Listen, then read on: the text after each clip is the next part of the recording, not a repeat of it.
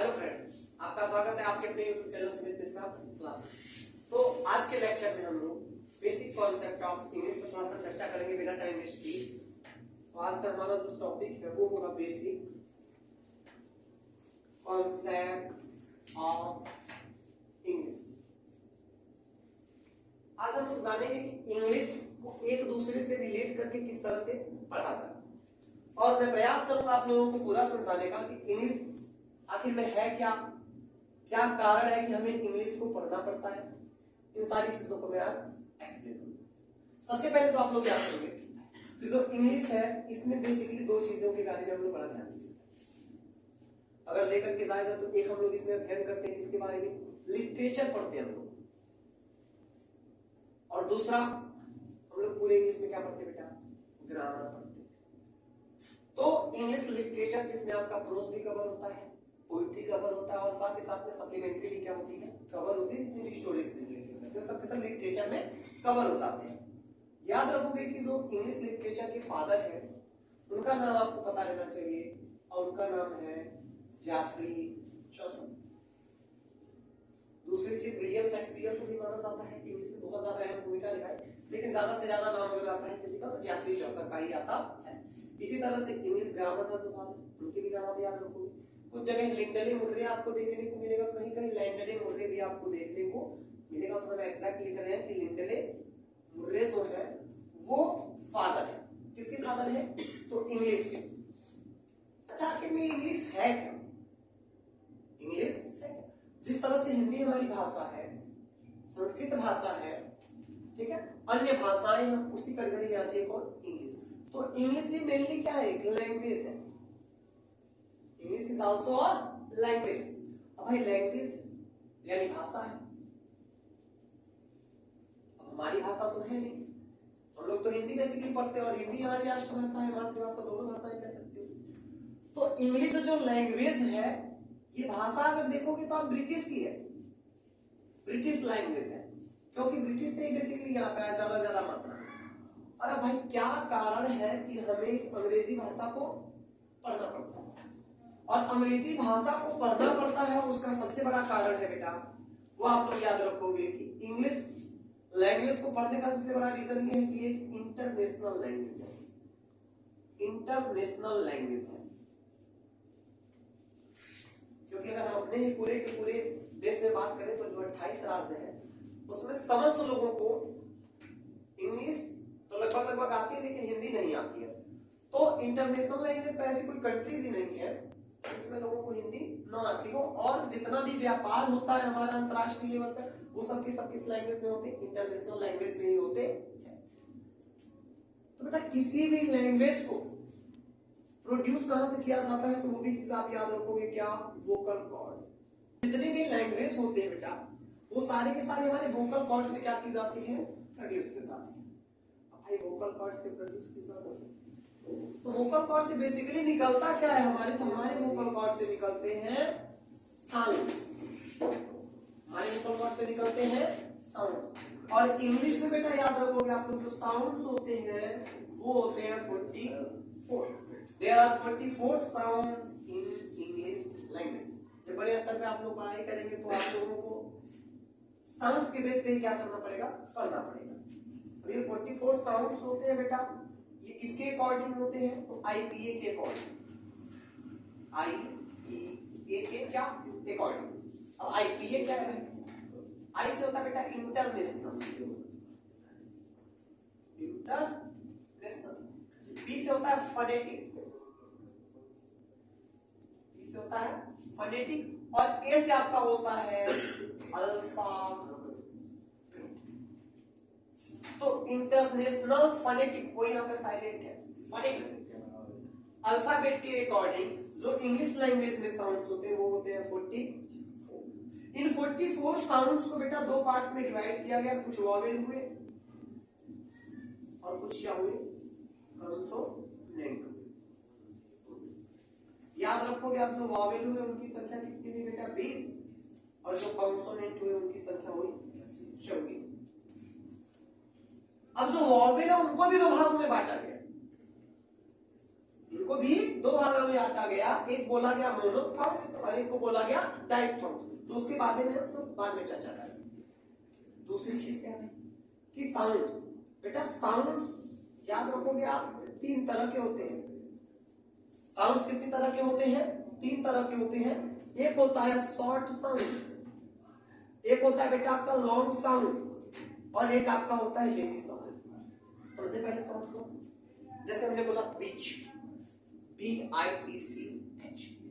और अगर ये बिच हम बोल रहे हैं कि BITCH है, और एक बीच होता है आपका ये बीच जिसपे आप लोग घूमने जाते हैं, दोनों में डिफरेंस क्या है? ये जो बीच है बेटा इसमें छोटी की मात्रा छोटा सा होता है बीच, और यहाँ पर बीच, तो ये हमारा शॉर्ट साउंड आएगा, और ये किसमें आएगा? हमारे लॉन्ग साउंड में क्या होता है? इन्वॉल्व होता है। लेजी साउंड तो जैसे आपने बोला ब्यूटी, हैप्पी, तो लगभग जो वर्ड्स जिनके लास्ट में वाई जुड़ा रहता है वो सब के सब किसमें मान सकते हैं हम लोग? लेजी में मान सकते हैं। तो सबके सब एक प्रकार से क्या होते हैं? लेजी साउंड में काउंट किए जाते हैं। लेकिन बेटा हम लोग को यहाँ हर एक चीजें रिटेन चाहिए, सब चीजें लिखित चाहिए। तो इन 44 साउंड्स को लिखने के लिए हमें जिस चीज की जरूरत पड़ी उसका नाम पड़ा क्या बेटा? लेटर। उसका नाम पड़ा लेटर। और इस लेटर को भाई यार एक प्रश्न और बना के सोचिए, लेटर क्या होते हैं? What is letter? जैसे हिंदी में आप लोग क्या कहते हो? वर्ड कहते हो बेटा, या आप इसी को क्या कहते हो? अक्षर कहते हो। तो हिंदी में जिसे वर्ड या अक्षर कहते हैं, इंग्लिश में उसे लेटर कहते हैं। तो लेटर या वर्ड या अक्षर तो आपने पढ़ा होगा कि हिंदी भाषा की जो सबसे छोटी इकाई होता है, हिंदी भाषा की जो सबसे छोटी इकाई होती है जिसके टुकड़े नहीं किए जा सकते, उसे हम लोग वर्ड या क्या कहते हैं? अक्षर। तो इंग्लिश में भी सेम डिफिनेशन बना सकते होगे। What is letter? तो लिख सकते होगे द लेटर इज, या अ लेटर लिखो तो अति उत्तम है। A letter is the smallest unit, the smallest unit of English language. तो जो लेटर है वो अंग्रेजी भाषा की सबसे छोटी इकाई होती है। इससे छोटा इंग्लिश में कुछ है ही नहीं। सबसे छोटा अगर पॉइंट बात की जाए लेटर की। अब लेटर से बेटा एक दूसरी चीजें रिलेटेड होती है। लेटर की संख्या आप सबको पता है कि देयर आर 26 लेटर्स, 26 लेटर्स होते हैं। और इन 26 लेटर को तीन पार्ट में डिवाइड किया गया। एक तो हुआ वॉवेल आपका, एक हुआ वॉवेल, दूसरे नाम पे याद रखेंगे आप कंसोनेंट, और बीच में आता है बेटा आपका semi vowel. Semi vowel, vowel की संख्या सबको पता है बेटा 5 होते हैं। याद रखो कि सेमी वॉवेल होते हैं 2, और जो कंसोनेंट होते हैं वो होते हैं 19। भाई 2 सेमी वॉवेल कौन है? याद रखो कि एक होता है बेटा वाई और एक होता है कौन? डब्ल्यू। याद रखो कि जो वाई है वो आई प्लस ई से मिलकर के बना है, और जो डब्ल्यू है वो डबल यू से मिलकर के बना है। अब कारण ये भी पता रहना चाहिए कि सर इसे सेमी वॉवेल की क्यों कहते हैं। तो रीजन ये है बेटा कि वाई और डब्ल्यू पूरे के पूरे अल्फाबेट में यानी लेटरों में 2 ऐसे लेटर्स हैं जो वॉवेल का भी काम करते हैं और कंसोनेंट का भी काम करते हैं। इसलिए हम लोग इसको क्या बोलते हैं? सेमी वॉवेल के नाम से जानते हैं। अब यहां से देखोगे बेटा कि अगर सपोज करो मैं लेटर का क्या बना दूं? सेट बना दूं। लेटर का क्या बना दूं मैं? सेट, यानी सेट ऑफ 26 लेटर। तो जैसे ही सेट बनाते हैं तो उसी को हम लोग एक नाम देते हैं बेटा, क्या? अल्फाबेट बोला जाता है, जिसे आप लोग हिंदी में वर्णमाला कहते हो। तो अगर लेटर का सेट बनाएंगे तो क्या होता है? अल्फाबेट होता है। और अगर लेटर का बेटा ग्रुप बना दे तो यहां से फॉर्मेशन होता है किसका? एक वर्ड का। लेटर का अगर सेट बनाते हैं तो वो होता है अल्फाबेट। अगर कोई कहे व्हाट इज अल्फाबेट तो आप डिफाइन कर सकते हैं a set of 26 letters, a set of 26 letter is called alphabet. कोई पूछ रहा वर्ड क्या है? तो भाई वर्ड क्या है? लेटर का ग्रुप करेंगे तो वर्ड बनेगा। अब जो वर्ड बनते हैं बेटा वो बेसिकली 2 तरह से होते हैं। एक वो होता है जिसकी कोई मीनिंग निकलती है, उसको कहते हैं हम लोग मीनिंगफुल, और एक वो वर्ड होते हैं जिनकी मीनिंग नहीं निकलती। यानी इसको हम लोग बोलते हैं मीनिंगलेस।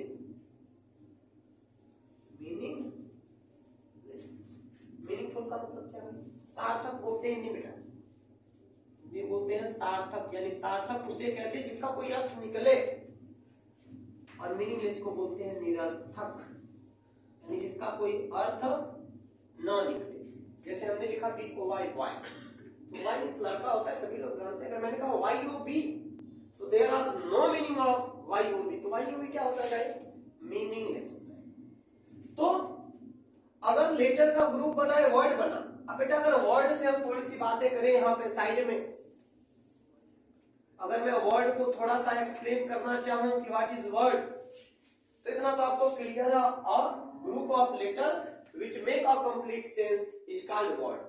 अब वर्ड से बेटा देखोगे ध्यान से, तो वर्ड से किन किन चीजों का फॉर्मेशन होता है? तो नंबर 1, अगर सपोज करो कि मैं वर्ड को कहीं ले जाकर के स्टॉक कर दूं, एक कंडीशन ये हो सकती है।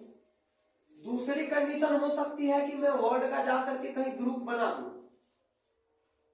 अगर मैं वर्ड को बेटा कहीं ले जाकर के स्टॉक करता हूं तो उसे हम लोग नाम देते हैं, डिक्शनरी भी बोलते हैं या वोकैबुलरी के नाम से भी जाना जाता है। तो जो डिक्शनरी उसमें बेसिकली वर्ड होते हैं, उसके वर्ड को क्या किया जाता है? सेपरेट किया जाता है। उसी तरह से अगर वर्ड का स्टॉक करेंगे तो हमको क्या कहते हैं? वोकैबुलरी कहते हैं। और अगर वर्ड का ग्रुप बना दे, वर्ड का ग्रुप बना दे तो बेटा यहाँ से 3 फॉर्मेशन होता है, जिसके बारे में हम लोग डिटेल से आगे चर्चा करेंगे। नंबर 1 आपका होता है फ्रेज, नंबर 2 होता है क्लॉज, और नंबर 3 पे आता है आपका सेंटेंस।